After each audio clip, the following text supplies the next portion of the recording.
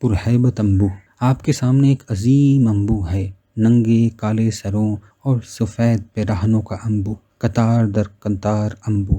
اس ویرانے میں اتنے عظیم انبوہ کو دیکھ کر آپ کے دل میں حیرت پیدا ہوتی ہے۔ پھر آپ سوچتے ہیں کہ ان میں سے ہر فرد ہزاروں میل کا سفر کر کے دنیا کے کونے کونے سے وہاں پہنچا ہے۔ اس خیال سے آپ کے دل پر ہیبت چھا جاتی ہے۔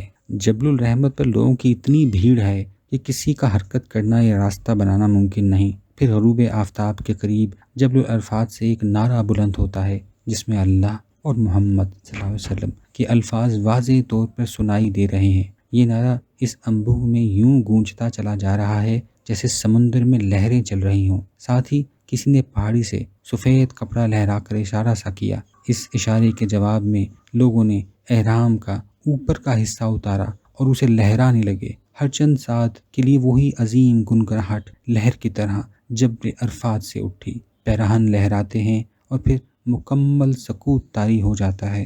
ہر چند منٹوں کے بعد یہی عمل دہرایا جاتا ہے اور پھر سکوت طاری ہو جاتا ہے۔ یہ سلسلہ آدھا گھنٹہ تک جاری رہتا ہے۔ اس دوران میں ہجوم کا جذبہ طوفان بن گیا ہے۔ لوگ جذبے کی شدت کی وجہ سے آپے سے باہر نکلے جا رہے ہیں۔ کئی ایک پر دیوانگی طاری ہے اور چیخ رہے ہیں، چلا رہے ہیں۔ ایک عظیم شور برپا ہو گیا ہے۔ یہ ایک ایسا منظر ہے جسے دیکھ کر ہیبت طاری ہو جاتی ہے۔ حیرت اور خوف کے ملے جلے جذبات آپ پر مسلط ہو جاتے ہیں۔ میں جو اس منظر کو حقیقت پسندانہ اور خالی نگاہ سے دیکھ رہا ہوں، مجھے ایسا لگتا ہے جیسے 3 لاکھ دیوانوں میں سے صرف ایک ہی فرزانہ ہو۔ اس روز میدان عرفات میں نہ تو میدان نظر آتا تھا اور نہ زائرین کا انبوہ، صرف خیمے ہی خیمے تھے، اور ان خیموں کا عظیم پھیلاؤ بھی تو پورے طور پر دکھائی نہ دیتا تھا۔